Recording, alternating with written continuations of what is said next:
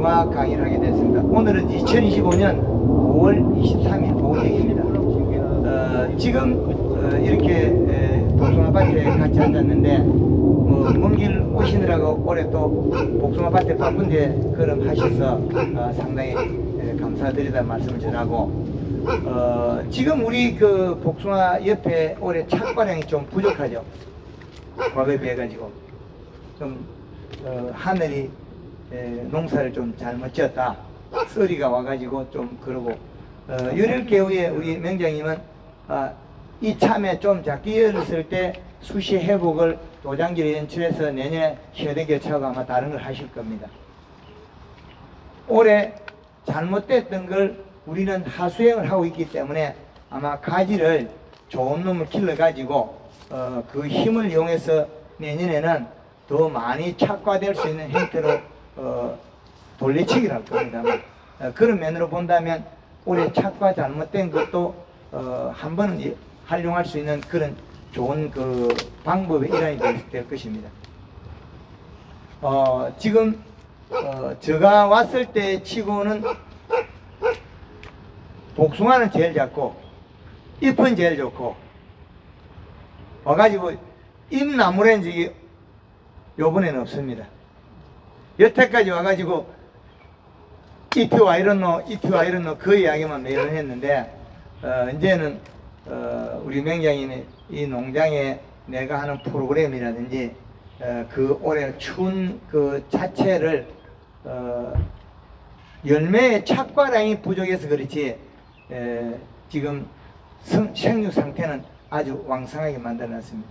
그래서 잎도 상당히 통통하게 잘 살찌워 가지고 지금 이 정도고 잔량이 시가 약 1.0에서 1.5 정도, 이 정도라면 우리가 그 잎에 여백을 안 맺지 않느냐, 여백.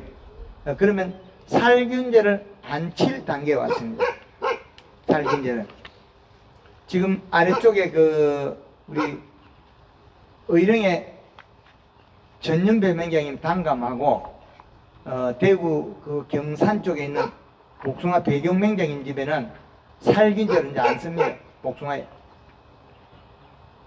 우리가 이 복숭아에 살균제를 쓴 목적은 균을 잡기 위해서 썼는데 그 균이 오지도 않을 걸 잡을 이유도 없어요. 안 온다는 거죠. 왜 그러냐? 잎이 살이 쪄서 지금 자세히 보면 전에는 이렇게 돼 있었는데 지금은 펴 있습니다. 잎이 다 펴 있습니다. 그리고 중앙 힘줄, 연맥 중앙액도와 그 사이에 보면 약간 솟아 있습니다. 잎이. 그래서 잎이 지금 현재 보면 상당히 살이 쪄 있다. 살이 쪄 있고 조금만 더 살이 찌면 엠보싱이 나옵니다. 이게. 그 정도로 가 있기 때문에 지금 여기는 여백이 안 맺기 때문에 살균제를 안 써도 균병이 없다. 그 균병이 앞으로 올 거는 어떤 게 있느냐? 이 식값을 맞춰서 잎을 두껍게 만들어가면 잎 끝에 물방울이 안 생깁니다. 이 풀을 하나 뜯어 보겠습니다. 아침에 가면 이 잎 끝에 물방울이 들고 있는 잎도 물방울 맺혀 있죠. 여기 보시는가요? 짠디밭에 가면 짠디 이파리에 물방울 한 개씩 다 들고 있죠. 네. 그 들고 있는 게 뭐냐? 자기가 먹고 뱉은 거예요. 그런데 뱉어버리면 뿌리에서 소화시킨 영양소를 뱉어서 버리는 거예요. 우리는 영양을 버리면 우리는 굉장히 손실이 나겠죠. 그래서 안 뱉어버리는 방법을 연구를 해서 우리 맹장님들이 활용하고 계시다는 거죠. 그 이식값이 봄, 여름, 가을, 겨울 중에 4계절 이식값을 개발해서 거기다 적용시키는 겁니다.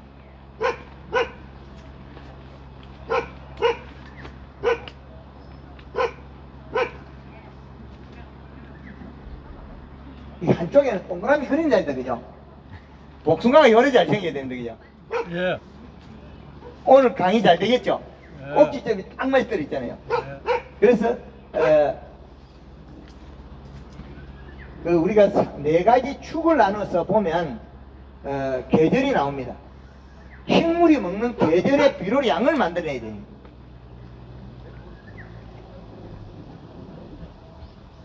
1월달, 2월달, 3월달, 4월달, 5월달, 6월, 7월, 8월, 9월, 10월, 11월. 자, 이렇게 만들어서 우리가 12달을 표시하면 이 12달 속에서는 계절은 12월 31일 앞으로 먹습니다. 우리 시계는 뒤로 먹죠. 12시 30분 있지 않습니까? 우리가 볼 때는. 그러나 계절은 12월 30일 되면 끝나버립니다. 전년도가. 요 부분은 조금 잘 유념하셔야 될 겁니다. 그래서 우리가 계절을 나눌 때는 축을 어디서 꺼야 돼? 1월 15일부터 7월 15일까지.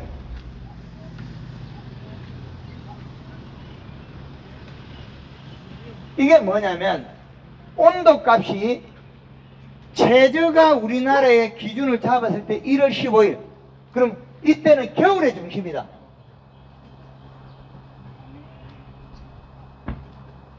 그러면 7월 15일은 뭐냐? 여름의 중심이다.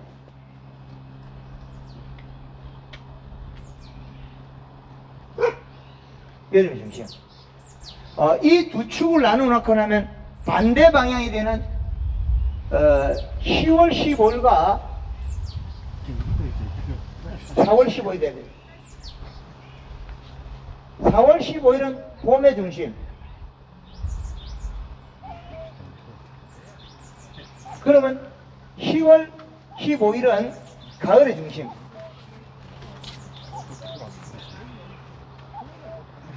이렇게 계절을 뽑아놓고 나면 계절은 우리가 몇 개월을 두냐면 계절은 2달로 보면 됩니다. 우리는 조금 차이 나지만 그거는 어쩔 수 없습니다. 봄이 늦어든 빠르든 이 계절은 하나는 만들어놔야 90점을 만들어야 되기 때문에 이렇게 하는 겁니다. 12월 15일부터 2월 15일까지 겨울이에요.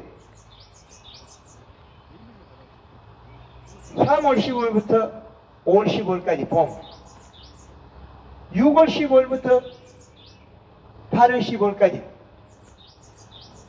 9월 15일부터 11월 15일까지. 이 네 등분을 나눠 놓고 나면 그 사이에 한 달씩 비는 것은 계절의 변동기로 보면 되겠습니다. 그래서 겨울의 이 시값은 얼마가 제일 좋냐? 이때 노지냐 하우스냐?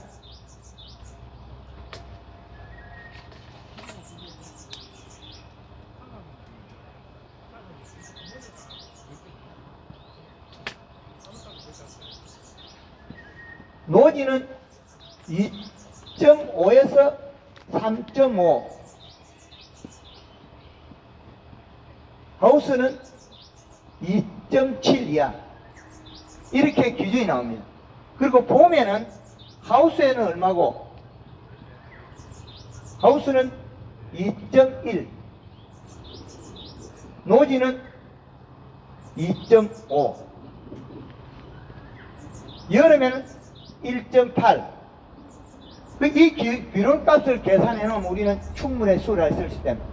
가을에는 하우스는 2.1, 노지는 2.5. 가을에 우리가 낙엽을 지어 단풍을 지어야 될 거는 이 시값에 조금 우리가 낮춰서 가야 되지만은 여기에서 보면 여백을 맺는 어느 작물의 기준이 나옵니다. 질병의 이시값.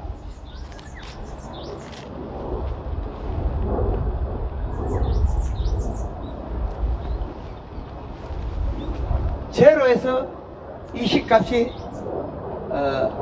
5.0을 잡았다. 그러면 작물은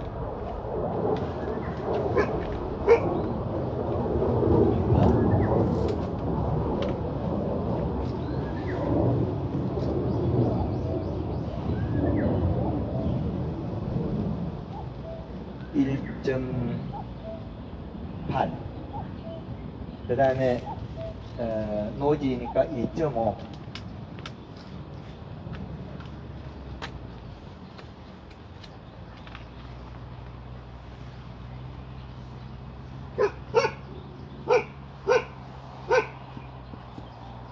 이 경계점을 보면 이 C값이 0에서 3, 3에서 12, 1.2. 그러면 병은 요 부분에서 옵니다. 여기 0. 이 C값이 0.3에서 1.2 이하의 요 안에만 병이 옵니다. 요 안에만 여백이 생기는 거. 요 굴레만 보면 우리는 병이 오는 거고 그 이후에는 병이 안 온다고 봅니다. 그러면 1.2 이상이면 물방울이 안 생깁니다. 요 기점으로 인해서 물방울, 여백이 없다. 그런데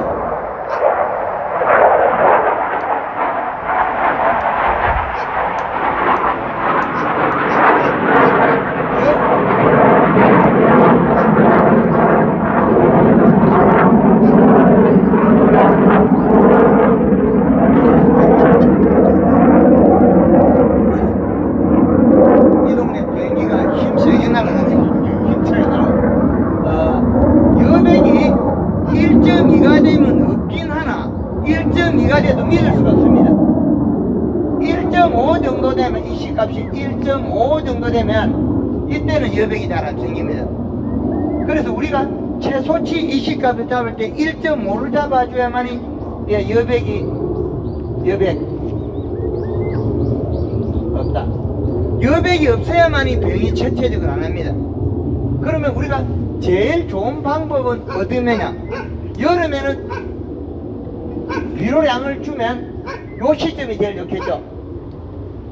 요건 여름. 요거는 봄이나 가을. 요거는 겨울. 그럼 요렇게 정했을 때 이 생육이 여기서 성장을 해서 여름에는 요렇게 해가지고 요렇게도 감소됩니다. 이렇게 비료량을 늘리면 최정점의 시점이 1.8이란 거지 여름에. 그러면 지금은 봄이기 때문에 봄이 조금 지나서 앞으로 당겨졌습니다. 지금은 약 2.0으로 갔어요. 지금 시점은 2.0이라는 거죠. 2.0에서 요 폭이 꺾입니다. 자, 이렇게 되겠죠. 그래서 지금은 여기에서 1.5에서 2.0이 제일 좋겠죠. 이 C값이. 그런데 지금 가을에 양파나 마늘을 심으면 이 C값이 여기 올라가야 됩니다. 이렇게 가요. 달라요.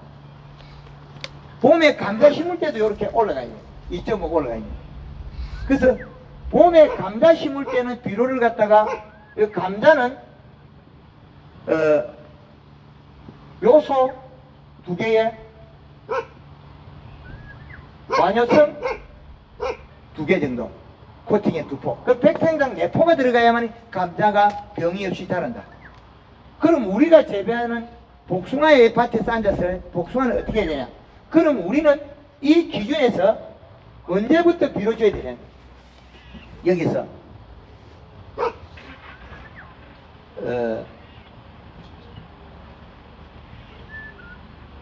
3월 우리가 목매십이 언제 들어가죠, 냉장에?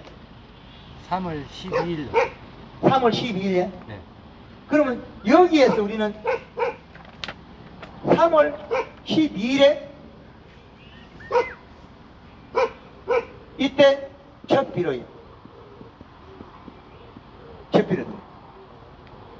그럼 3월 12일에 들어가서 뿌리가 뻗은 시점에 이미 우리는 이 C값이 정립되어 있어요. 비료량이. 그 비료량이 여기에 계절에 합산되게 되어 있어요. 근데 우리가 이렇게 디테일하게 농법을 개발해가 써야 되는데 아무리 개발해도 안 되는 시점이 있어요. 그건 뭐냐면 이 복숭아가 봄순이 나올 때는 노래. 그럼 녹화가 안 됐기 때문에 무조건 여백이 나옵니다. 잎태들이 물방울이 생겨요. 물방울이 생기니까 우리가 뭔 병이 오던가요? 천공병이 오죠. 여기서 오늘 둘러보고 천공병 찾아본 분 계셔요? 없죠? 여기서 집에 천공병 오는 분 있습니까? 아, 그 시간이에요. 천공병 또 다른 분 있습니까? 또 두 분. 그 복숭아 가지 가져온 거예요? 네, 가져 있어.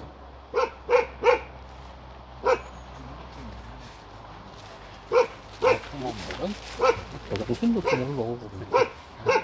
예. 예. 저 있어. 저가 있어. 여기 구멍이 조금 뚫렸거든요. 여기. 모두 뚫렸는데 뭐 예? 그렇게 따지면 모두 뚫렸는데 뭐 뚫렸네요. 예. 뚫린 거는 무조건 여백이다. 여백 속에 들어있는 영양 함량 차이입니다. 세균성 구명병 도던데 하면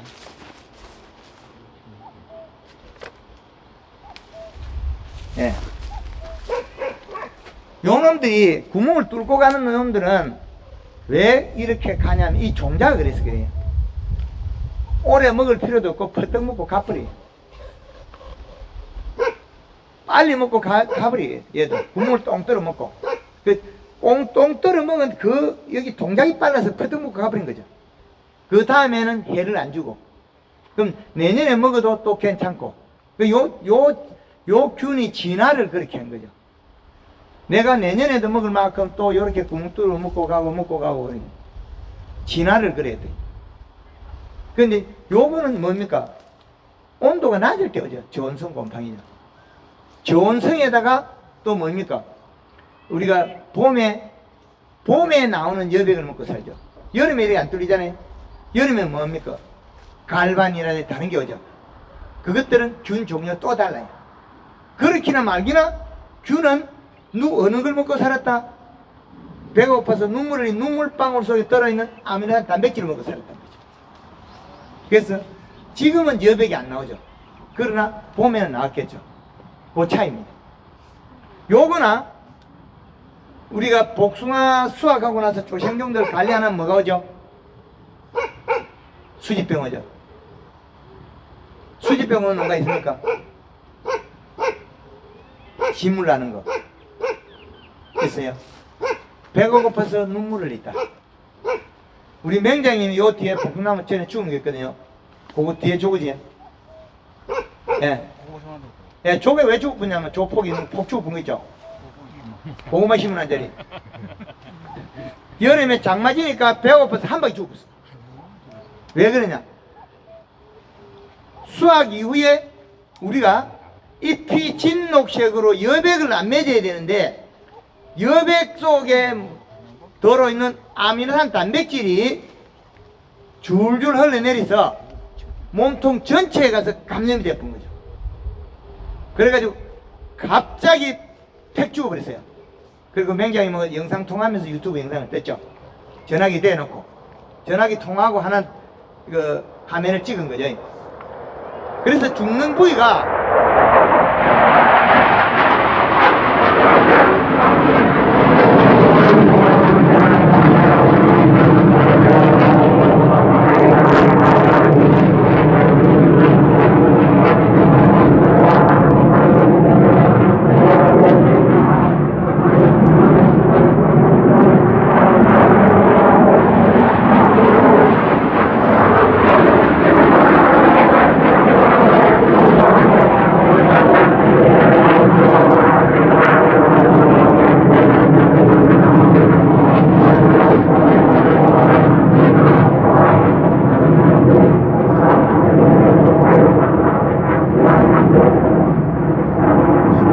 비행기가 소리는 오래가네. 날아가는 속도는 빠른데 소리는 오래가네. 야, 우리 그래도 두더지 있죠? 비행기가 아무리 날아다니는데 두더지 다니죠? 그 비행기 날아다닌다고 두더지 없는 거 아닙니다. 지금 두더지 피해 있습니다. 두더지 잡아야 된다. 그래서 우리가 이런 균들이 활동하는 게 여기에서 보면 이 테두리에 물방울이 안 생기는 정도는 최소한 해줘야만이 병이 없습니다. 그런데 우리가 복숭아 수확하고 난 다음에 뭘 해야 됩니까? 이 물방울이 안 생겨야 되겠죠. 입혀드려요. 그 방법은 제일 돈이 적게 드는 방법이 설탕입니다. 그런데 나무를 유목을 키워야 될 때는 골드그린이나 칼라 주면서 비료량을 주면 됩니다. 명품 300을 줘도 되고 요소비를 줘도 되고 토양 희비량에 맞게 비료를 주면서 골드그린이나 골드칼라 연면십에 키워야 됩니다. 그러나 이래 성목이 된 건 더 키울 필요 없죠. 이럴 때는 물 500에 설탕 5kg, 그리고 농약도 비싸다 싶으면 농약도 쓰지 말고 식용유 퐁퐁 기름 소독을 하면 됩니다. 그러면 농약보다 잔류기간이 오래 가거든요. 벌레는 응애, 진딧물, 뭐 이런 총체, 이런 벌레 쫓아버리고 나비도 쫓아버리고 설탕이 잎에 들어가서 탄수화물만 가득 만들어 놓으면 여백이 안 맺는다. 그 여백이 맺어서 죽은 나무들이 많습니다.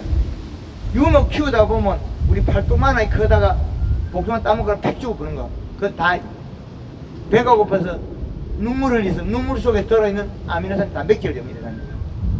그래서 작물마다 성장을 시켜야 되는 게 있고 안 시켜야 되는 것 차이점을 갖고 우리가 수확 이후에 관리하는 방법은 복숭아 같은 이 성목은 성장을 안 시켜도 되니까 물 500에 설탕 5kg, 식용유 1.5리터 정도, 퐁퐁 한 3리터 정도. 그게 비싸다 싶은 분들은 농약을 써도 됩니다. 괜찮죠? 수집병 수확 이후에 막는 방법입니다. 잎속의 탄수화물은 저녁에 낮에 먹은 걸 강압성을 해서 영양을 생산해서 질소분을 소화시켜서 아미노산 단백질을 만들어서 잎으로 가져와서 강압성해서 뭘 만들어요? 설탕물을 만들었어요. 설탕물을 만들어서 엽록소 집에 저장을 시키는 거죠. 그래서 그 설탕물 농도를 누가 맞춥니까? 뿌리에서 가져온 양수분을 맞춰요. 그건 저녁에 맞추는 거죠. 그 저녁에 맞추고 넘쳤을 때가 문제가 병이 일어나더라는 거죠. 그게 복숭아 우리가 누리팅팅하게 탄저병 아니고 썩어내는 거 있죠. 봉지 싸놓으면 봉지 속으로 들어가고 꼭지가 물로 빠지는 거, 그런 것들이 다 비료 부족에 의해서 일어난 일입니다. 수집병은 비료 부족에서 일어난 거고 비료 적게 주면 경제적 손실이 더 큽니다. 잎 테두리에 맺은 물방울 속에서는 식물의 반찬이 다 있습니다. 인산가리, 칼슘, 마그네슘, 여기에 아미노산 단백질, 질소분이 나왔습니다. 질소분이 전환이 된 거죠. 질소분이 바로 요소가 튀어나왔더라면 땅에 남아있을 수 있어요. 그러나 여기서 나온 건 아미노산 단백질은 땅으로 떨어지는 순간 미생물 다 먹으면 없어집니다. 식물의 반만 남아있죠. 그러면 이 땅에서 남아있는 것들은 인산가리, 칼슘, 마그네슘은 절대로 안 없어집니다. 그럼 우리가 요소비로만 주면 될 일을 퇴비를 갑자기 많이 주거나 했을 때 도리어 나빠집니다. 퇴비 많이 주고 유목들 안 크고 노화된 나무들 많습니다. 그 퇴비 속에 들어있는 염 때문에 그렇습니다.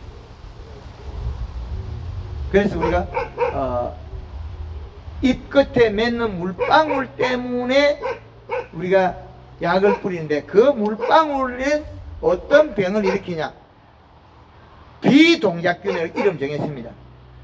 동작균은 이름을 정한 것은 날아와서 뚫고 들어가는 놈, 날아와서 뚫고 들어가는 놈, 탄저병, 녹병, 배흑석병, 벼의 도열병, 그 다음에 녹병, 마늘의 녹병, 국화꽃의 백수병, 이런 종류들은 20도 이상일 때 안개가 끼있다가 비었다가 안개 끼있다 비었다 그때 날아옵니다. 그때 날아와서 소복에 앉아요. 그 균들은 예방약이 필요 없다. 병이 오고 난 뒤에 잡아야 되는 놈을 갖다가 병 오기 전에 약 치놔놓고 비 올 때는 아 이거 며칠 전에 약 쳤다. 망구뻥입니다. 비 오고 난 뒤에 약 쳐야 될 걸 비 오고 나서 비 오기 전에 약 친 거는 균이 어디로 들어간지 알 수가 없어요. 그 특히나 이제 뺀질이 같은 경우에는 잘 맞아가 약에 죽겠지만은 털복숭아는 어떻게 잘못 들어가면 약으로 잡을 수가 없어요. 봉지 안 산 것들은 약이 따로 가지를 못해. 그 탄저병이 들어가 있는 위치까지. 그래서 빨판을 붙여가지고 달라붙이가 들어가는 놈을 왔을 때 껍질이 얇은 종들이 더 피해가 큽니다. 껍질이 두꺼운 단감은 가을에 들어있어도 며칠 뒤에 약치도 잘 잡혀요. 그러나 껍질이 얇으면 얇을수록 더 심하고 그 시기에 당부리가 높은 게 더 빠른 정식을 합니다. 균이. 균하고 탄저병 균하고 식물하고 협상을 맺어버렸어요. 협의령. 두 놈이 협의를 맺어버렸어요. 근데 균이 들어있어도 탄저병이 들어있어도 당브리스가 올라가고 복숭아 크기 전에는 복숭아 절대 안 떨어져요. 그러면 늦게까지 달려있다가 복숭아가 떨어지면 자기 힘이 빠져. 복숭아가. 그러니까 내가 커가지고 당브리스가 올라갈 때까지는 네가 먹지 말아라. 그러면 복숭아는 오케이 됐다. 그러면 그때까지 복숭아는 탄닌이 많아가지고 또 당도 안 올리지만은 탄닌이 많아가지고 균이 덜 침투해 있지만 안 자라요. 이 두 놈이 합의란 거죠. 그래서 과실에 생기는 탄저병하고는 복숭아하고 탄저병은 협상을 해버린 거죠. 탄저병하고 복숭아하고 협의했다. 단감하고 협의했다. 사과하고 탄저병하고 협상을 해버린 거죠. 그런데 쬐끄만한 거 블루베리는 뭐 쬐끄만 거 있습니까? 탄저병 안 들어요. 오이도 탄저병 안 들어요. 탄저병 안 드는 종류들 많습니다. 걔네들은 협상을 안 했어요. 우리는 싫다.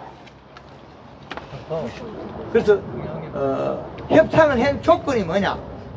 내가 열매를 많이 달고 있으면 힘이 드니까 그 전에 과육이 다 자라고 난 다음에 영양이 축적되고 난 다음에 떨어져도 씨앗이 된다.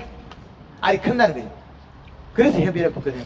그럼 협상을 했더라도 우리는 잡아야 돼. 탄저병은. 그러면 탄저병이 움직이는 동작을 알아야 돼요. 그럼 우리 명량님 여기 쿨러가 설치되어 있잖아요. 그 탄저병 약을 쳐야 되느냐 물을 뿌려야 되느냐.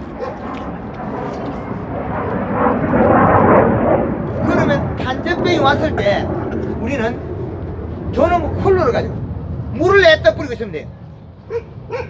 탄저병은 어때도 온도가 높아야 오는데 우리 하우스 가온은 온도를 떨어붙는데 물을 뿌려서 20도 이하로 떨어붙는데 그리고 온도를 씻고 내려붙는데 그리고 온도가 떨어지면 안개가 오다가 못 들어와요. 우리 안에 아셔야 들어오는 게 안개고 온도가 낮으면 안개가 못 들어와요. 안개의 벽을 치는 거는 쿨러로 물을 뿌리고 미세살수에 돌려서 탄저를 못 오게 만들어버려요. 그럼 우리가 탄저병마저도 이제 잡아내는 농법이 태어난 거죠. 그죠? 하우스 딸기 겨울에 하는 거지 농약 많이 뿌리고 있거든요. 살균제. 그 황금알 농법에서는 맹물을 뿌리가 약 못 뿌리게 만들었어요. 이파리 테두리 맺은 물방울로 씻어버리면 딸기 하우스에 제피 곰팡이 이런 병이 없어져버려요. 씻어버리니까. 그 비료를 더 줘서 물방울 안 맺게 만들고 새로운 기법을 만들어냈다는 거죠. 그래서 지금의 농법은 과거에다 많이 바뀌어야 됩니다. 예천에도 지금 오전에 돌담 농가에 이식값을 2.6까지 감자밭에 올려놓으면 감자에 살균제를 안 쳐도 아무 이상이 없다는 거죠. 그런데 일반 농법에서는 감자가 병을 하고 뭐 병을 하잖아요. 그 병하는 감자밭에 병하는 것은 0.6에서 1.1 사이에만 여백 이식값이 정립이 되어 있다는 거죠.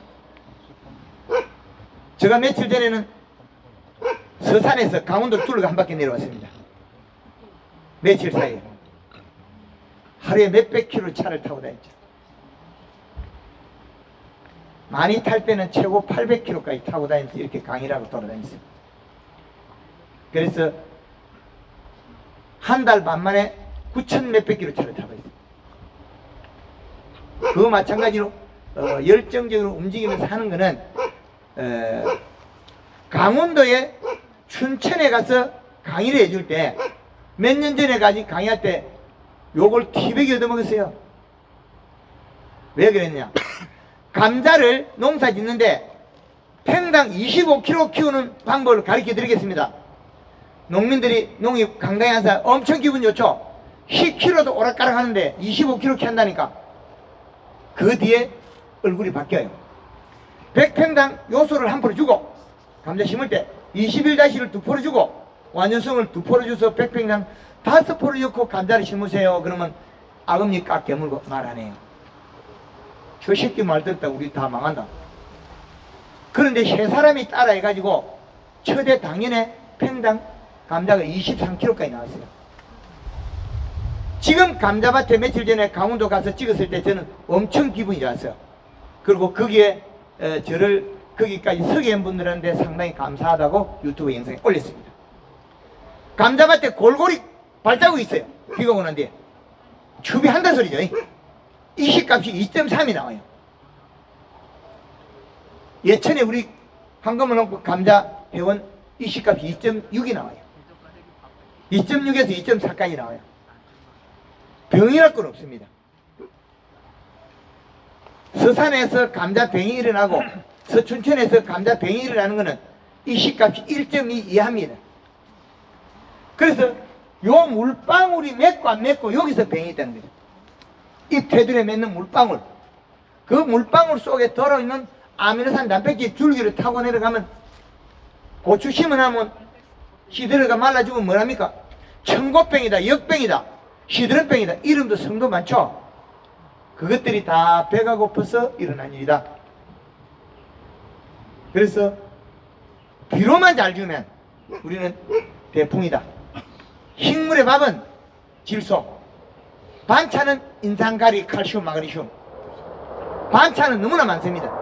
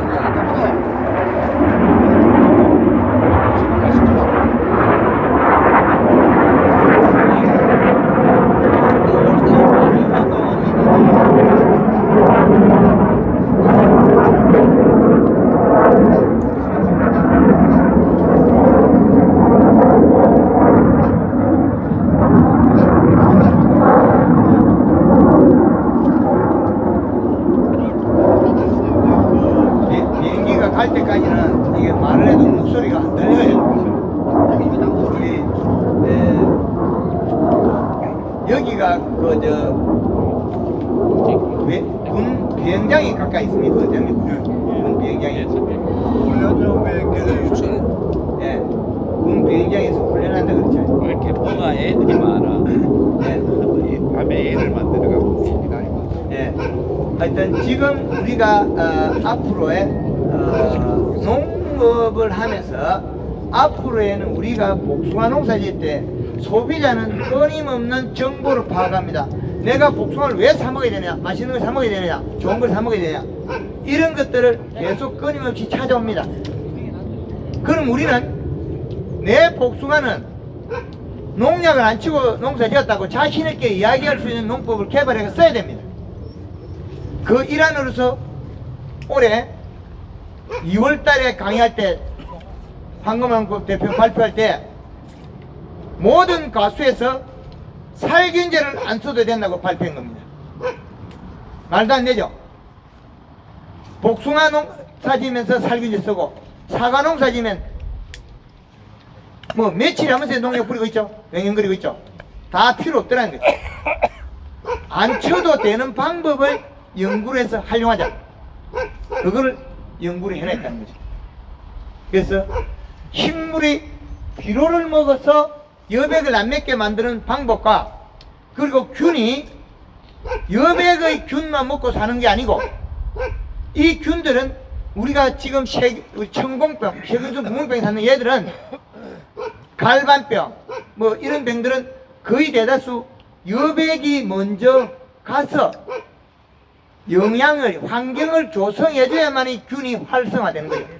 균은 다 있습니다. 우리가 수지병균도 볶음나무 다 붙어있고, 사과나무, 화상병도 다 붙어있고, 그러면 잎 테두리에 물방울만 생기면 병은 없더라는 거죠. 그래서 우리가 병 없는 방법은 이미 연구를 해서 발표를 했기 때문에 앞으로는 우리가 살균제를 안 써도 되는 방법이 계속 발표를 하고 있습니다. 그래서 작년에 저희 친구가 마늘 농사 2만 평 짓는데 가을에 심을 때 마늘 교본에 보면, 교과서에 보면 고자리파리가 흐지를 했습니다. 안 합니다. 왜 안 했느냐? 잎 테두리에 물방울이 생겨서 타고 내려가서 마늘 뿌리가 썩어서 꼼꼼한 냄새가 났을 때 고자리파리 오더라. 그래서 고자리 잎대에 안 씁니다. 그리고 이식값을 높여놨기 때문에 병이 없습니다. 그래서 농약 안 썼습니다. 그리고 마늘에 녹병이라는 놈이 있어요. 그런데 올해는 온도가 낮아서 비가 올 때 20도 이상이 안 올라갔습니다. 그럼 비가 올 때 20도 이상이 되고 비가 오락가락 하면서 안개가 끼어야만이 녹병균, 탄저병균, 배흑습병, 그 다음에 도열병균, 국화백수병 이런 균이 나릅니다. 그 조건에서. 그런데 올해는 비가 오면서 20도 이하예요. 그럼 탄저병균이 못 날랐기 때문에, 마늘에 녹병균이 못 날랐기 때문에 약을 안 썼습니다. 그리고 마늘밭에 진딧물도 안 보여요. 그래서 살충제도 안 썼습니다. 마지막에 약을 쓰려고 사다 놨어요. 그래서 통화를 하면서 친구한테, 야, 이 친구야, 요새 마늘밭에 뭐 어쩌노 하니까 마지막에 녹병약 쓰려고 사다 놨대. 그런데 네가 휴대폰 일기예보를 한번 봐라. 일기예보. 휴대폰 일기예보 보면 비가 올 때 온도가 20도 이하면 녹병이 안 나른다. 녹병은 오고 나서 약을 쳐야 되는데 네가 지금 비 오기 전에 약 치기 좋다 약을 치면 허당이다. 그러면 일기예보를 딱 보는 순간에 비가 올 때 온도가 20도 이하래. 그러면 탄저병균 종류는 20도 이하면 안 나릅니다. 그 비가 올 때 20도 이상이라도 비가 딱 오고 딱 떨어지면 탄저병이 못 날라요. 탄저병이 나르는데 일정한 시간이 필요합니다. 온도와 시간, 습도. 근데 그 시간이 부족하면 탄저병은 안 나르더라. 그래서 우리는 탄저병약마저도 안 쓸 수 있다. 이렇게 많은 자료를 발표하고, 우리 맹장인 밭에는 쿨러가 설치되어 있습니다. 이 쿨러를 활용하면 탄저병약을 안 써도 됩니다. 맹장인. 탄저병약 안 써도 됩니다. 탄저병이 올 때는 일기예보상 20도 이상에서 안개가 끼고 오락가락 끼고 안개 끼고 오락가락 할 그때 오는 병입니다. 비가 올 때. 그때 오기 때문에 그때 시점에 우리는 쿨러로 물을 뿌려서 탄저병을 온도를 낮추어서 이 밭에 못 들어가게 됩니다. 전체 뭐입니까? 전을 만들어서 입자가 들어오다가 전 다 결로대가 다 떨어지게 만듭니다. 물을 뿌려서. 그래서 온도를 떨어뜨리면 됩니다. 그러면 탄저병을 막을 수 있다. 그래서 요즘 냉해 미세 살수 장치 있지 않습니까? 냉해, 봄 냉해 사과밭에 미세 살수 장치, 그걸 활용해서 탄저병을 막을 수 있다. 그렇게 또 말씀드리겠습니다. 여기까지 제가 한 게 봄에 구멍, 그 다음에 탄저, 여기까지 하고 우리 맹장님 모시고 올해 그 현황을 한번 들어보겠습니다. 맹장님 모시겠습니다.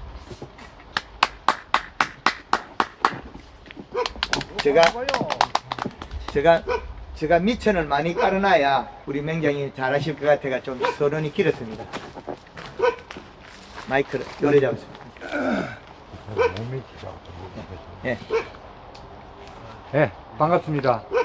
예, 여기 한금알 농법 홀 7년차 하고 있는 김호연입니다. 반갑습니다.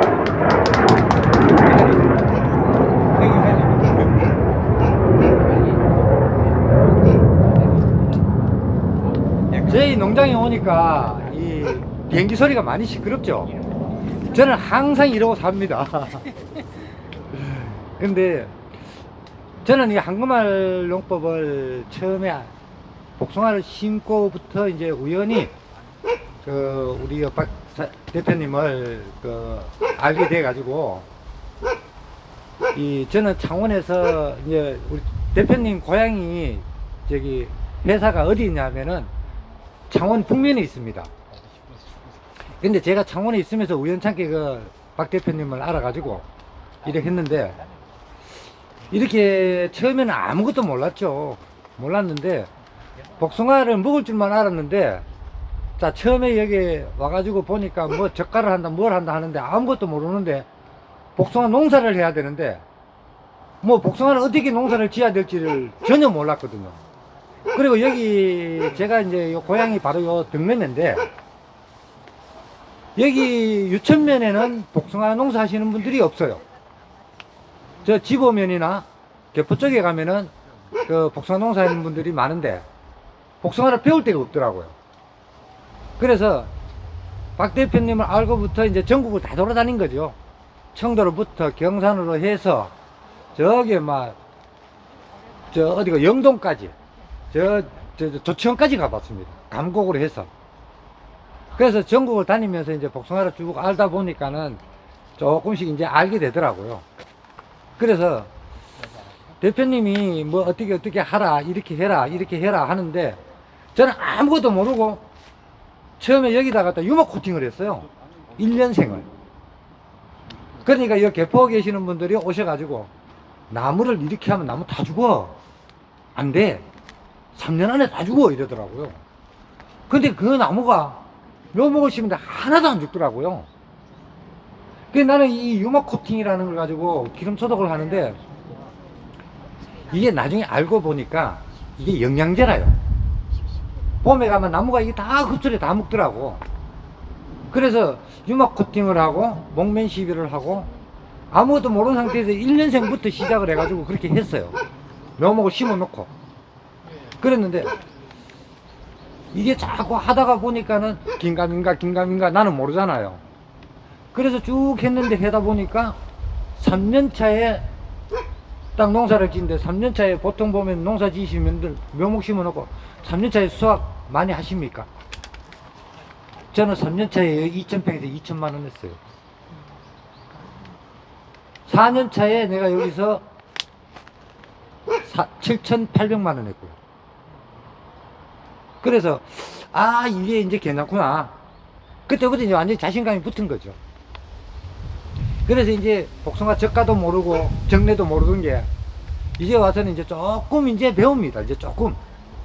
그래서 제가 처음에 이 개포에 복숭아 연구회에 가입을 해가지고 그쪽에 있는 분들하고 예천 공선회를 위해서 내가 이쪽에 한번 예천 사람들도 복숭아 농사를 좀 잘 지었으면 좋겠다 싶어서 처음에 내가 4년 전일 거예요. 4년 전에 우리 박 대표님을 한번 개포면 사무소에서 초빙을 해가지고 강의를 한번 하고 나니까 아무도 안 해요. 따라 하시는 분들이 없더라고. 근데 한 분이 뭘 했냐면은 유막 코팅을 한 거야. 근데 우리가 농약을 쳐도 한 번 치고 남는 농약은 재탕은 안 하죠. 나무에 약해 간다고 두 번 안 치잖아요. 약 남았다고 다시 안 치죠. 그런데 이분은 어떻게 했냐면 유막 코팅 기름이 남으니까 다시 돌아가 가지고 그 자리에 가서 다시 친 거예요. 그럼 어떻게 돼요? 나무가 숨구멍을 다 막아버린 거예요. 그래서 나무가 뭐 6나무인가 거기다 더 쳤는 데는 나무가 다 죽었다 이거야. 그래서 한금알은 안 된다. 이래 말씀을 하시더라고요. 그래 어떻게 했어요? 그러니까 그래 기름 남은 거를 갖다가 다시 쳤다. 그럼 사장님은 코를 막고 입을 막아 놓으면 숨을 쉬고 살아요? 그건 아니잖아. 그래서 그때부터 이제 저는 이제 딱 FM대로 봄에 3월 아까 제가 그러죠. 3월 12일부터 목매 시비를 한다고. 목매시비를 원래 금년에도 목매시비를 4차례 했어요. 목매시 하고 저는 밑비료를 3월달에 밑비료를 합니다. 잎도 안 나왔잖아요. 아무것도 없는 상태에서 목매시비를 하고 저는 3월달부터 바닥에 물을 줘요. 다른 분들 3월달에 물 주신 분은 없을 거예요. 근데 제가 청도에 가니까 연세가 80된 노인네가 그 어르신분이 뭐라고 얘기를 하냐면은 아니 아직 꽃도 하나 안 피고 잎도 하나 안 나왔는데 밭에 물을 주고 계시더라고. 그분이 평생을 농사를 짓다더라고요. 복숭아 농사만. 근데 그분이 농사를 그리 잘 짓는데요. 그래서 이제 여쭤보니까 때가 되면은 물을 줘야 되고, 자 3월이면은 이미 뿌리는 움직인다 이거죠. 먹어야 된다 이거야. 그때부터 물 주기 시작하더라고. 아 그래서 저도 이제 그때부터 하면 봄만 되면 물을 줘요. 꽃이 피기 전에. 근데 우리 밭에는 복숭아 꽃이 필 때 가면은 꽃이 달라요. 일반 꽃하고는 조금 달라요. 그리고 복숭아 꽃이 필 때 가보면은 꼭지가 조금 더 길어요. 딴 사람보다. 다무 몇 밀이라도 더 길어요. 그래서 예천에 계시는 분들이 딴 밭에 가고 우리 밭에 가고 따라가 비교를 하시더라고요. 해보니까 사실은 이렇게 해보니까 더 길거든요. 아 그래서 이걸 또 해야 되겠다 해가지고 지금 예천에도 한 몇 분이 따라 하시는 분들이 계세요. 그래서 이렇게 해보니까 지금 안 해보신 분들은 모를 거예요. 안 해봤으니까. 실제로 제가 이런 목면 시비를 하고 봄에 봄순을 잘 키워 놓으니까 가을도 굵어요. 근데 작년에 같은 경우에도 저는 내가 이 밭에서 제가 목표했던 거는 작년에 40톤을 계산을 했어요. 목표는 40톤을 했는데 절반 이상 갖다 버렸으니까 작년에 봉지를 안 씌워가지고 작년에 제가 여기 바로 이 자리에서 작년에 5월 24일 날입니다. 5월 24일 날 내가 원래 모험을 한번 할 거예요. 이 자리에서 그런 얘기를 했거든요. 원래 내가 봉지를 안 씌우고 한번 해보겠다 이랬는데 봉지를 안 씌워가지고 탄저가 딱 수확을 한번 첫 번째 딱 하고 나니까 탄저가 오기 시작하는데 아무 짓을 해도 안 되더라고요. 그래서 봉지를 씌우면은 80% 아무리 탄저가 와도 80%는 건진다. 제가 맹물 시비를 돌렸거든요. 저희 여기 보면은 우리는 쿨러가 일반 복숭아 농사 짓는 사람하고 조금 다를 거예요. 여기 보면 위에 저 쿨러가 다 달려 있어요. 저는 이제 위에 잎 풀어줄 때는 잎 풀어주고, 자 우리 사람도 그렇잖아요. 목이 마를 때는 물을 먹어야 되고, 그죠?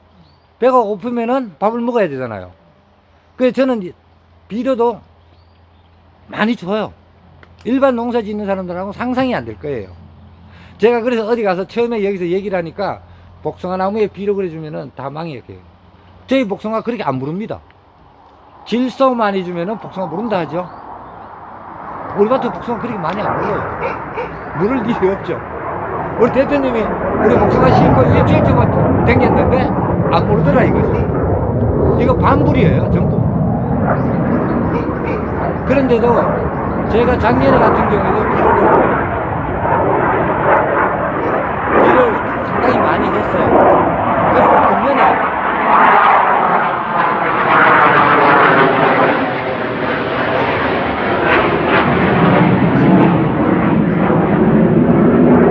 금년에 여기도 지금 밑비료가 지금 명품 300하고 요소하고 밑비료가 현재 얼마 정도 들어가냐 한 35% 정도 들어갔어요. 밑비료를. 그렇게 하고 목면 시비를 하는 이유는 물의 흐름의 칸을 바꾸기 위해서 제가 하는 것대로 그대로 갖다가 그냥 아무것도 안 하고 요소만 줬을 때는, 질소를 많이 줬을 때는 도장지 감당 못 합니다. 일반 농사 짓는 분들은. 저는 그거를 내가 여기 우리 밭에 작년 같은 경우에 요소가 72% 들어갔어요. 근데 도장지 없습니다. 왜? 나무가 소화를 시키니까. 봄에 그렇게 다 만들어 놨어요. 그렇게 줘도 복숭아는 굵히는 건 나는 어디가 자신이 딱 해요, 지금요. 우리 박 대표님 시킨 대로 하다 보니까 되더라고. 그런데 작년에 같은 경우에는 굵은 거는 다 버리고 이 뭐 탄저가 그래 오니까는 감당이 안 되더라고요. 봉지를 안 씌워 놓으니까 뭐 어쩔 수가 없더라고요. 한 차 싣고 가면은 한 차 반은 갖다 버리고. 그래서 원래는 제가 무슨 일이 있어도 꼭 봉지를 씌워야 되겠다. 그리고 참 이 농사 짓는 분들이 보니까 고정관념 깬다니 참 힘들더라고요. 제가 공선회를 하고 이 예천 복숭아를 좀 많이 발전이 됐으면 싶어서 처음에는 박 대표님을 모셨는데 실제로 여기 예천에 계시는 분들은 큰 관심이 없어요. 근데 전부 타지에서 오시더라고. 타지에서 오시는데 그분들 열정이 참 대단하다고 생각해요. 그리고 앞으로 제가 또 모르는 점이 있으니까 제가 모르는 점이 좀 여러 선배님들이 제가 또 물으면은 모르는 거 좀 많이 좀 지도해 주시고 좀 가르쳐 주실 부탁드리겠습니다. 감사합니다. 지금 작년에 우리가 그 맹장님 요소 몇 퍼 줬다고요? 72%요. 70두포. 2,000평에 70두포 준 사람이 있습니까? 더 많이 줬는데요. 네. 진짜 많이 줬다. 물러줬어요, 많이 주니까. 물러요. 작년 처음 해가지고 고장기는 그렇게 심하게 나오진 않는데 과일이 물러요. 아니 잘 모르겠더라고요. 작년에 처음 해가지고 요소를 줘도 안 물러진다는 거는 우리 맹장님이 증명해낸 거거든요. 제가 기술을 개발해 가지고 작물이 배가 부르면 이상한 행동 안 해요. 안 썩어. 그런데 식물의 밥이 요소거든요. 그래서 요소 준 거죠. 아, 그리고 제가 작년에 실수한 게 하나 있어요. 봉지를 안 씌우다 보니까 복숭아 따는 시기를 모르는 거예요. 시기를 몰라서 배총에 점만 붙으면 다 땄어요. 그래가지고 복숭아를 공선에 갖고 가니까 당도가 8브릭스, 9브릭스. 이 숫기를 몰라. 여기 복숭아에 보면 끝에 빨간 점만 붙으면 다 땄어요. 처음에. 그 나중에 가가지고 그러더라고. 예전에 한 분이 그 복숭아 봉지를 안 씌우는 분이 있어요. 그분이 나중에 가르쳐 주더라고. 그렇게 하면은 복숭아는 비대도 안 됐네. 2차 비대도 안 왔는데 비대 시기가 시작되자마자 수확 다 했다 이거죠, 나보고. 그러니까 당도가 안 올라가지. 그래서 조금 지나고 나니까는 당도가 11브릭스, 12브릭스 나오더라고요. 작년에 우리 엄과장님이 지금 현재 계시지만은 나중에 내가 복숭아 따가지고 갈 때는 12브릭스, 13브릭스 나오죠, 저희들께. 질소 많이 줘가지고 당도 떨어진다는 거는 빨간 거짓말입니다. 새빨간 거짓말입니다. 안 해보신 분들은 몰라요. 실제로 해보면은 질소를 줘도 당이 떨어지지 않는다는 거야. 그래서 저는 질소를 주면서 농사를 짓다 보니까 가를 굵히는 데는 자신 있어요. 질소는 굵잖아요. 그죠? 굵힐 수 있잖아요. 뭐지 굵힐 수 있는데 내가 이제 그 작년에도 그 시기를 제때 못 맞춰가지고 그런데 나중에는 이제 그 시기를 알고 나니까 일주일을 딜레이를 시켰어요. 일주일을 딜레이 시키고 나니까 복숭아 굵어지더라고요. 굵어지면서 비대가 오면서 당도 올라가더라고. 저 그래갖고 칵 가면은 공선에 딱 오면은 피파 당도가 딱딱딱 다 찍거든요. 장부를 쭉 들여다봐요. 저 항상 그래도 3, 4위 안에는 1등에서 4등 안에는 들어가더라고요, 당도가. 그 당도 그만큼 나오면 됐잖아요, 그죠? 당도 안 올라간다는 거는 전혀 근거 없는 얘기입니다. 네. 감사합니다. 예, 감사합니다. 예, 우리 맹장님 오늘 그 밭에 미리 준비하신다고 애쓰고 또 이렇게 황금한 그 결과를 잘 내주셔서 다시 한번 우리 박수를 보내겠습니다. 예, 감사합니다.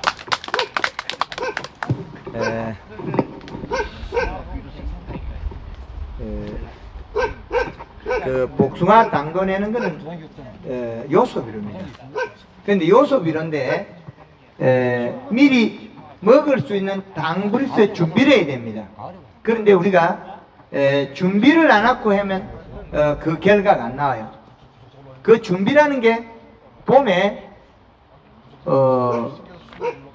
목매시비, 연매시비에서 잎을 두텁게 만들어서 영양의 관을 바꿔놔야 돼요.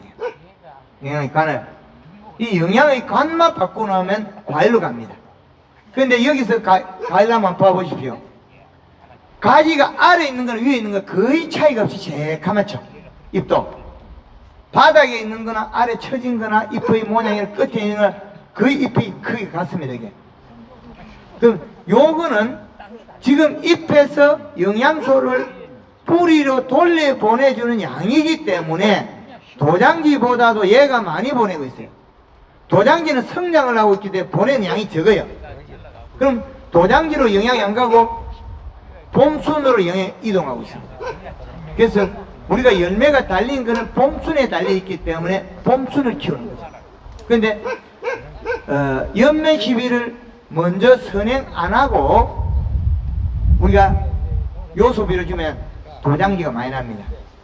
그래서 황금어농법 대표 개발할 때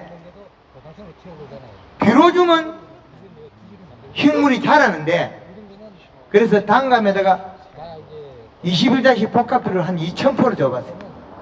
그럼 감이 작아. 그래서 단감이 작다고 생각하고 그 다음에는 도장지만 많이 나고 감이 작아서 이듬해는 요소를 감나무에다가 한 3만 평에다가 2000포를 줬어요. 단감나무 4나무에 제가 과거에 줄 때는 4나무에 요소 한 포씩 줬어요.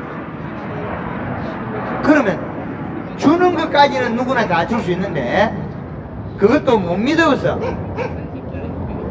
감나무 2나무에다가 요소 포대를 한 포대를 끌어가지고 갈라줘 봤어요. 그러면 가을에 되면 감이 엄청나게 커야 돼. 그랬는데 감이 안 크더라는 거죠. 그 결과는 잎이 영양을 이동하는 경로가 안 맞다는 거예요. 잎의 경로가, 영양의 경로가, 잎의 경로가. 그래서 식물이 잎에서 돌아가는 양을 확인하고 난 다음에 영양을 주더라는 거죠. 그래야만이 나무가 안 죽게 돼 있어요. 근데 확인 안 하고 영양을 보내버리면 영양 손실이 많기 때문에 그렇다. 그래서 우리가 생육의 초반에 리드를 그래 하는 거죠. 가지가 호흡이 할 때 목매시비, 잎이 호흡이 할 때 연매시비. 그래서 잎을 살을 찌워놔야만이 영양을 이동하면서 가지, 나무 가지 껍질 아래 형성층, 우리가 과거에 소나무 잘라가지고 껍질 까가지고 안에 속껍질 벗겨먹은 거 있지 않습니까? 송고. 그 안에 달콤한 그 부위가 영양을 어떻게 형성하냐면 내려갈 때입니다. 그 내려갈 때 그 관을 만들어주고 올라올 때는 그 관을 타고 다시 올라와요. 그래서 나무의 나이테는 겨울에 만들어지는 게 아니고 초봄에 만들어집니다. 나무의 나이테는. 그런데 우리가 나무의 나이테는 겨울에 만들어질 것이라고 우리는 많이 알고 있죠. 나무의 나이테는 전년도의 나이테는 봄까지 씁니다. 왜 쓰느냐? 올라오는 관을 만들기 위해서.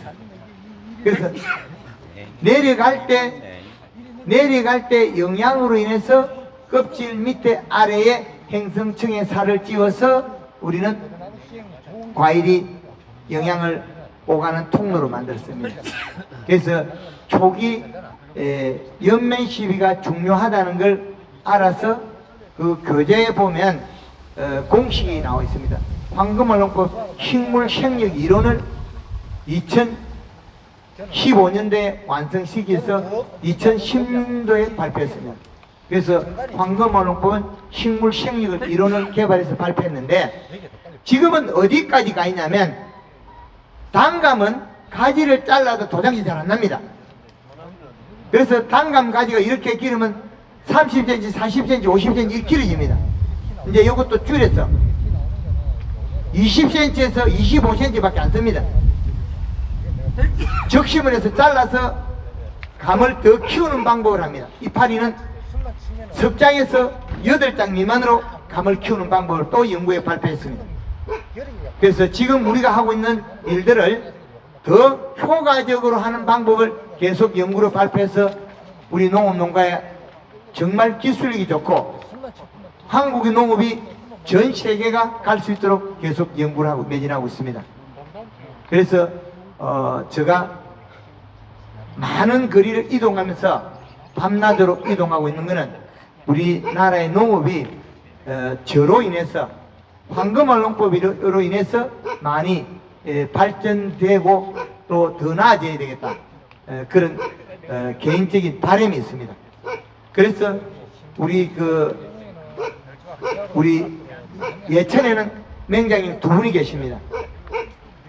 사과에 엄성일 맹장님 계시고 그 다음에 복숭아에 김원은 맹장님 계십니다. 그래서 우리가 이런 복숭아를 키우는데 봄에 결정이 끝나쁘더라.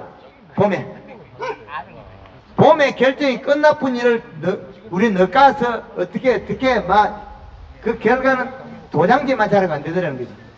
그래서 지금 우리가 알고 있는 그런 부분을 앞으로는 과학적으로 우리가 퇴비비료 주는 자리에 1년에 한 번 정도 위에 있는 거 싹 걷어내고 거기 나오는 그 부위 살짝 걷어내고 뒷껍데기 다 걷어내고 뒷걸 거기에서 두부처럼 딱 잘라가지고 농사가 제일 잘 되는데 보통인데 나쁜 자리 세 군데 각각 따로 해서 기술센터 토양 분석해서 그 근거 자료를 보고 우리는 시비를 하자. 근거 자료를 그래야만이 되는데 지금 우리가 잎 테두리에 여백을 안 맺게 하는 순간에 이 잎 속에 인산, 가리, 칼슘, 마그네슘 들어있습니다. 그런데 비료를 적게 해주는 농장들은 여백이 떨어져서 환원이 되면 다시 돌아옵니다. 그런데 우리는 돌아오지 않기 때문에 비료가 어떤 특정한 성분이 뚝 떨어질 때 있습니다. 그때는 공급해야 됩니다. 경산의 배경맹장님 집에는 비료가 뚝 떨어져 버렸어요. 마그네슘, 칼슘이 뚝 떨어져 버립니다. 왜 떨어졌냐? 잎 테두리에 물방울이 안 떨어지니까 이미 영양이 잎에 들어있는 거죠. 낙엽이 지면서 비료가 여기 들어있어요. 인산가리, 칼슘, 마그네슘. 그러면 요 잎이 분해돼 가지고 다시 돌아올 때 그 시간이 걸려요. 나뭇가지를 우리 땅에 떨어뜨리가 나뭇가지를 다시 잘라가 파쇄시켜서 거기서 사가서 다시 돌아올 때 그 시간이 걸리면 필요합니다. 그래서 우리는 토양 분석을 꼭꼭 잘 하셔야 됩니다. 그렇지 않으면 일정하게 시간이 지나면 우리가 비료량이 뚝 떨어지는 게 있습니다. 그건 꼭 이해하셔야 되겠습니다.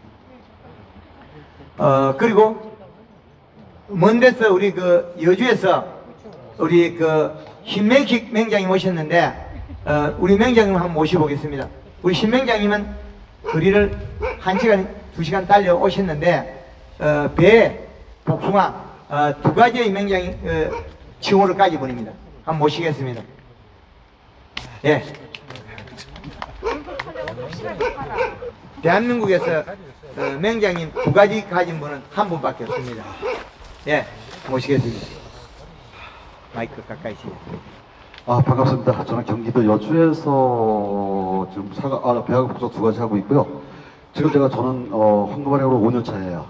근데 뭐 긴 얘기 딴 거 할 것도 없고 뭐 대표님들 교육을 잘하셨고 또 김영현님 말씀하셨는데 저는 작년하고 금년하고 2가지 농사 하면서 경험을 말씀드리자면은 사실 옛날 어른들이 그랬어요. 윤달 드는 해 농사가 엄청 힘들다 그러더라고요. 그는 아니라 달라 올해 사실 그 작년도 냉이가 심했죠. 올해 냉이가 더 심해가지고 뭐 모든 사과배 복숭아 할 것 없이 다 냉이 피해 엄청 받았어요. 그래서 제가 작년 같은 경우는 제가 목면 시비를 2회씩 하다 3회를 실시하다 보니까는 이 애들의 과일 큰 성도가 성장이 틀려요. 확실히 내가 한 번 더 고생한 게 확실히 효과를 느꼈고 이제 또 한 가지 금년 같은 경우는 사실 냉해가 그렇게 심해도 불구하고 저거는 이 복숭아를 꽃젓가를 다 했어요. 꽃젓가를 다 해서 지금 이제 2차 젓가로 들어가 보니까 2차 젓가가 거의 없더라고요. 그래도 이 집 버전은 더 많이 달렸어요. 물론 여기 이제 대표님도 명장님도 목매심이 3회에다가 뭐 설탕도 한데도 불구하고 뭐 여기도 더군다나 그 불까지 피우시더라고 고생 엄청 하셨는데 그래도 그거 하나만 했으니까 이 정도 되지 않았을까 그렇게 생각하고요. 저희 지역은 다행히 여기보다 조금은 따뜻했어요. 시기적으로. 우리 꽃피는 시기하고 여기가 좀 틀리다 보니까는 이제 그래가지고 저는 그 딴 거 다 고사하고 연면십에 2차적으로 하고 이제 목면십이 3회에다가 개화식이 돼가지고 설탕을 한 뭐 5kg 정도? 이제 더 그전에 10kg까지 했는데 10kg까지 할 필요성은 없고 한 5kg만 해도 그냥 넘어가겠더라고요. 그래서 이제 앞으로도 뭐 여러분들 이제 홍보를 하시려면은 그 정도 해주시면은 일단 농사 기본이 될 것 같고 또 한 가지 이제 그 일단 황금을 하려면은 나 자신을 50% 버려야 돼요. 맨정신 가지고 황금을 못합니다. 여기서 그렇게 뿌려라 다 미친놈이라죠. 그러니까 나를 50% 내려놓고 그렇게 해야만이 황금을 편하게 질 수 있지 하나하나 따지다 보면 진짜 그 여기서 그렇게 주면 다 미친놈이라 못진다 그래요. 근데 이제 황금알의 이제 그린이나 칼라를 접목하다 보면은 그게 다 허락이 되니까는 그 정도 해주시면 크게 어려움이 없을 것 같습니다. 궁금해서 제가 답변하는 걸로 하겠습니다. 일단하고. 우리 맹장이 배 수령이 몇 년째입니까? 제가 올해 나이가 이제 60대 후반을 됐는데 저보다 한 20살이 많아요. 배랑가. 그러니까 80년이 넘었죠. 근데 아직까지 뭐 수확하는데 큰 지장 없어요. 근데 황금을 놓고 도장이 납니까 배가? 전에 있다면은 물론 도장지는 나죠. 나는데 이제 그게 예전에 비해서 예전에 보통 배나무 같은 경우 보통 1년에 보통 몇 억원씩은 2m 커요 도장지가. 근데 작년 같은 경우 뭐 아버 유튜브에다 한번 올랐었는데 작년 같은 경우 한 50cm 정도? 그 정도 많이 추출돼. 도장지에 올라와도 크지 않고. 그러니까 그 양분이 그래도 다 배려하지 않았을까 그렇게 보고 있습니다. 그 요소를 잡기 준 거 아닙니까? 나 지금 그래서 저희 농협에서 진짜 미치는 소리 많이 들어요. 올해도 제가 지금 현재 6번, 7번에 들어왔어요. 비료가 들어온 게. 물론 제가 명품산백하고 요소가 들어왔는데 물론 농사업 규모도 되죠. 농사업 규모도 뭐 2만 평 좀 안 돼도 10,000몇 평 되다 보니까는 규모가 있다 보니까 쓰는데 사실 우리 뭐 빠른 단위를 받으니까는 사실 그렇게 빠른 단위를 받는 농가들이 그렇게 많지는 않거든요. 그러다 보니까 이제 제가 한 5년 차고 이제 작년부터 저도 이제 미쳐가지고 그렇게 비료를 뿌려왔거든요. 그냥 뭐 지자가 그게 없더라고요. 누가 아침에 들어가면 그 요소 뿌리라고 했던 아침에 들어가면 한 번째 가서 나와서 숨을 못 쉴 정도가 이제 그 정도가 돼요. 그 저장력은 배 저장력 그 괜찮습니까? 배 저장량은 지금 저는 그 좋은 물건은 이제 그 설명자에 다 출하하고 비품들은 제가 이제 냉면집이나 막국수 식당을 대주기 위해서 8월달까지 가지고 있어요. 8월달에 가지고 있으면 거기서 로스분은 10%에서 20% 로스 전혀 안 낼 수가 없고 근데 단 저는 뭐냐면은 그 배가 지베린을 철회해가지고 남들은 물론 되는데 지베린 철회하고도 거의 1년을 가요. 추석에 딴 배가 고이들 추석까지 가도 로스만 10% 20% 정도 빠지고는 괜찮아요. 작년에 보니까 우리 집 안에 그렇게 1kg. 예. 하여튼 복숭아도 그러면 요소만 줬습니다. 명품 선백하고요. 명수상이 안 물려졌습니까? 괜찮아요. 예. 우리 뭐 다른 더 사례 말씀을 해줄 수 있는 부분이 있다면 딱히 생각해봤으면 뭐 여러 유튜브에서 많이 보셨으니까는 뭐 크게 얘기를 거니까 같이 두 가지 얘기했던 거 목면 시비를 한 3회 정도 해주니까는 내가 두 번 할 때하고 차이가 훨씬 나더라. 그리고 이제 그 설탕의 역할 냉해가 그때한테 불구하고 극복할 수 있다는 거. 뭐 대표님도 하는 유튜브에 말씀하시지만은 그 단 하나 단점이 되면은 벌이 붙었다 못 남는 거. 그 이외에는 큰 지장 없어요. 예. 하여튼 우리 감사의 말씀만 드리겠습니다. 감사합니다. 예. 설탕을 많이 써가지고 벌이 다리가 붙어가 못 날아가는 그런 사례는 있습니다. 올해 그 자두밭에도 황금을 넣고 해가지고 마을에 자두가 다 떨어지고 황금을 넣고 해온 농가하고 자기 친구하고는 자두가 그대로 붙어있고 마을 전체가 실패해도 괜찮습니다. 여기서 우리 맹장님 밭에서 자세히 보면 풀 색깔이 진하죠. 그런데 이 풀은 이 색깔이 안 나와요. 나무 옆에만 비료 준 거지 나무에 떨어져서는 비료를 많이 안 줬는데 지금 풀은 뭘로가 키웠느냐면 골드그린, 골드칼라 설탕이 키운 겁니다. 이와 마찬가지로 이 반대편에 있는 나무도 역시 마찬가지로 연면십에 키워난 겁니다. 어릴 때 자기 뿌리가 일을 해서 식물을 성장시킬 수 없습니다. 이 이론을 개발할 때까지 제가 32년 세월이 흐르더라. 정말 농사 잘 지어가지고 돈 벌고 싶었는데 아무리 해도 안 되더라는 거죠. 그래서 이 농법을 개발하는 게 저 개인적으로 하니까 32년 세월이 걸리더라. 그래서 황금농법은 식물 생육 이론을 개발해서 안정화시킨 게 32년 걸려서 책자에 가지 모양을 그려서 이론을 만들어낸 식물 생육 이론을 만들어냈어요. 그래서 우리가 봄에 리드를 애가 땡겨 놓지 않으면 우리 가원에 풀이 새카마질 때까지 연면시 해라. 답 없다. 그래 하면 누구든지 복숭아 대가 된다. 그리고 봄에 일찍 할 때는 꼭 설탕을 섞어서라. 그래야만이 냉해를 막을 수 있다. 그 한계치는 정하진 않습니다. 물 500에 10kg 연다고 식물이 상하진 않는다. 물 500에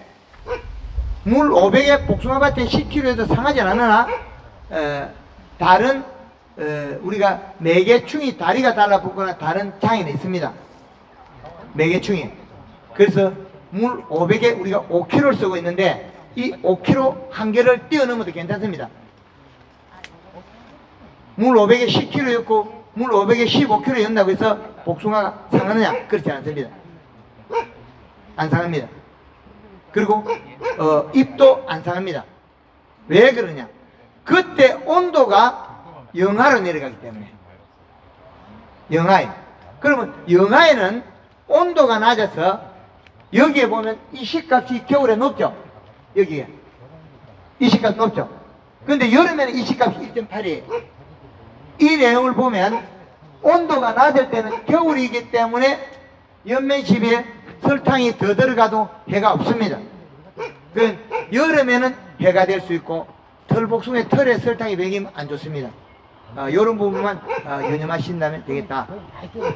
그리고 지금 우리 명장님 이 밭에 보면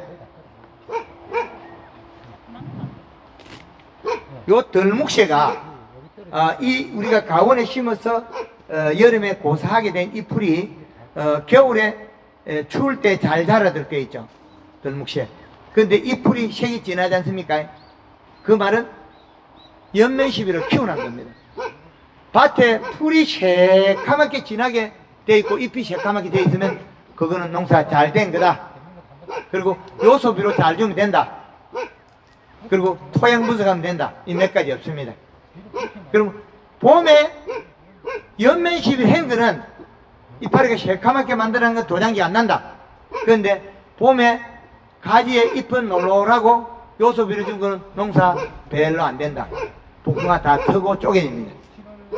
이 농법을 개발한 거는 그 이전 단계에 있더라는 거죠. 식물은 우리가 전 단계에 있더라. 그래서 그 농법을 개발한 게 황금화 농법의 식물 생육 이론 속에 있습니다. 예. 그래서 털복숭은 복숭아 알맹이가 지금 우리가 여기에서는 구슬보다 크고 메추리알보다도 조금 적죠. 요때부터는 설탕을 한 500g이나 1kg 낮췄어야 됩니다. 털에 설탕이 배기면 익을 때 검은 곰팡이 자국이 남기도 합니다. 그래서 설탕량을 조금 줄여 내려야 된다. 그 이전에는 3kg 써도 괜찮습니다. 그 더 이전에는 5kg 써도 괜찮다. 그러나 뺀질이는 천도복숭계에는 아직까지도 3kg 탁구공만 할 때까지 써도 이상이 없습니다. 그런 부분만 유념하면 되겠다. 자두 그런 것들은 또 괜찮습니다. 이렇게 제가 매년 와서 우리 맹양인 농장에 와서 해마다 실력이 더 늘어가기 때문에 저도 깜짝깜짝 놀랍니다. 실력이 늘어나기 때문에. 그런데 이 실력도 늘어나지만은 전년도 겨울에 목매집에 얼마나 잘했냐에 따라서 가지의 모양이 각기 다릅니다. 그리고 지금 여기 보면 가온을 중간에 잘라놨습니다. 왜 잘랐겠습니까? 이게 여기가 옛날에 과거에 논이었다. 논을 밭으로 만들었기 때문에 요 거리가 얼마 안 돼도 배수가 안 되더라는 거죠. 그래서 밑에 안거 배수하고 중간에 잘라가 배수를 또 뽑아놨습니다. 그런데 지금 이제 문제는 또 뭐가 생기느냐? 두더지가 해를 주고 있습니다. 다른 농장의 두더지는 깊이가 얇게 있는데 여기 농장의 맹경이 농장의 두더지가 깊게 있습니다. 약 15cm 있습니다. 10cm에 15cm 있답니다. 보통 두더지는 약 7cm에서 뭐 12, 3cm가 있습니다. 요 굴 자체가. 그런데 요건 두더지가 깊게 있어요. 그래서 요 두더지는 중간에 요리 잘라가지고 이랑 지었는데 그 중간에 고속도로가 있습니다. 거기에다 두더지 창을 잡아야 됩니다. 안 그러면 피해를 줍니다. 두더지가. 두더지 잡아야 됩니다. 오늘 와서 확인하고 작년도 그 앞에 이렇게 매년 왔을 때 제가 두더지를 확인 못했는데 오늘 와서는 두더지를 확인했습니다. 그 두더지 꼭 잡으십시오. 예, 질문 받도록 하겠습니다. 혹시 질문 있으면. 지금 수세 약한 건 어떻게 방법이 있어요?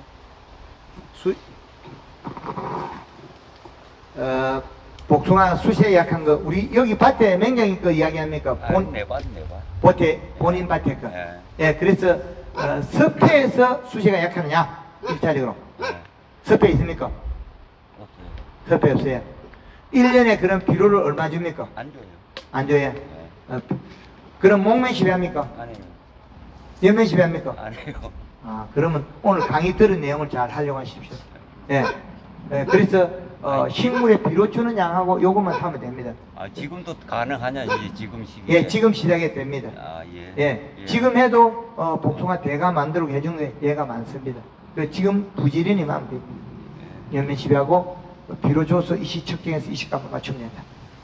예.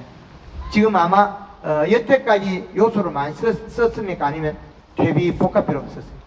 저요? 예. 아이고 뭐 거의 굶기다시피 했는데 거름도 뭐 새나무에 한 푸주고. 예. 그래도 인산하고 칼이 있습니다. 예. 그래서 엽을 확인할 때는 이파리 한 장을 보면 힘줄을 보면 됩니다. 요 이파리가 요 힘줄이 노래면 가리가 많다. 이거 밭이 예. 붕괴도 어떤 거는 뭐 하도 많아가고 이렇게 굵게 만들어서 내버리게 만들고 어떤 거는 수세 약하고 뭐 예. 지멋대로인데 뭐. 예. 예. 예. 그 식물이 자기 스스로 안정화된 나무들이 있습니다. 도장지도 안 나고 열매만 큰 나무 있어요. 너무 커서 뭐 예. 붕괴도 너무 커서 못 팔게 만들고. 예. 그러니까 앞으로 전체를 그렇게 만들어 있어. 군교도 못 팔 정도로 크게 만드는 게 제일 비용이 적게 됩니다. 그런데 이제 그게 그렇게 안정화 시켜버리면 되는데 어중간하게 잘못할 때는 차라리 측정하면서 하는 게 더 낫더라. 예. 그래서 여기처럼 수행을 잘 유지시키고 그리고 아래 가지부터 가일이 동일해야 된다. 아래 위로. 그런 부분만 바로 잡으면 되겠습니다. 또 다른 분 질문 있습니까? 예. 그 수확이 이제 6월 첫째 주나 둘째 주 되는 뺀질인데요. 천도복숭이 네, 천도복숭아인데 6월달에 따면 예. 요소 시비를 언제까지 해줘야 됩니까? 아니, 따다가도 비료가 부족하면 요소비를 줘야 됩니다. 계속 꾸준히 줘야 되는 겁니까? 그렇죠. 열매가 착과가 많이 되고 성목이라면 수확될 시점에 이 시값을 1.78까지 올려놔야 돼요. 비가 한 번 먹으면 싹 다 먹어버려요. 뿌리가 왕성해져 가지고 엄청 먹을 때 비료가 충분히 있어야 됩니다. 그럼 수확 때 한 번 비 오고 난 다음에 바닥에 비료가 떨어지고 잎이 얇아지면 당도가 떨어집니다. 당도 올라오는 것은 요소입니다. 당도가 좋아지는 요소다. 예, 그리고 이제 칼라에 칼슘이 들었다고 했잖아요. 맞습니다. 그럼 별도로 칼슘을 추가 안 해도 됩니까? 황금을 넣고 다른 거 절대 안 써도 된다. 다른 걸 섞었을 때는 저희 걸 빼라. 그래야 농도가 맞는다. 그거 치고 뭐 이제 보통 이제 신비 같은 경우에는 물러요. 익으면은 그 올해는 좀 안 무르게 해보려고. 그게 토양에 가리량이 떨어져야 됩니다. 과다된 가리 때문에 물르거든요. 과다된 가리. 토양 검사에는 가리는 높지 않은 걸로 나와가지고. 그러면 엔딩 되는데 조생복숭들이 수확 때 물른 것들은 까서 안에 핵을 깨보면 씨앗이 죽은 것들이 많습니다. 수정이 안 돼가지고 그런 경우가 더 많아요. 씨앗이 정상적으로 살아있어야 되는데 죽정이 씨가 된 거죠. 씨눈이 살아있고 깼을 때 안에 씨앗이 정상적으로 들어있어야 되는데 씨앗이 죽은 씨가 됐을 때는 모릅니다. 엊그저께 그 영광에서 강의해놓은 복숭아 하우스 강의 그걸 보면 됩니다. 영광에서 해놓은 게 있습니다. 그 복숭아 깨니까 전에 씨가 죽었어요.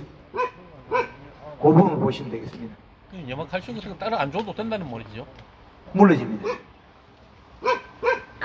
염화가리 주거나 칼슘 주면 물러집니다. 나빠진다. 그렇게 보시면 되겠습니다.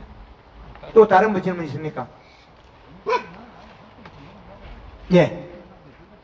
아까 물 500리터에 설탕 pom퐁 식용유 설탕 키로수 5kg 들어간다고 얘기를 말씀해 주셨는데 식용유가 pom퐁은 얼마나 들어가야 될지. 아, 그게 수확 이후에 네. 복숭아 수확 이후에 세균성 구멍병도 맞고 나무의 성장도 많이 안 시키고 그 다음에 균과 충을 없애자면 균은 탄저병이 과일 나무에는 안 들기 때문에 우리는 여백이 안 나올 정도로 탄수화물 공급한다. 설탕, 물 500에 5kg.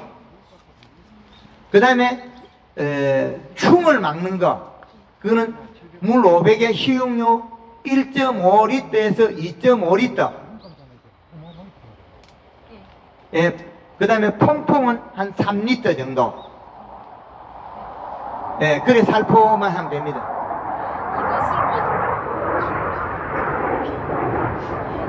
이것을 꼬치에도 적용해도 될까요? 안 들려, 뭐예요? 안 돼요? 예, 이제 비기 같습니다. 예, 하여튼 오늘 우리 그 농협에서 우리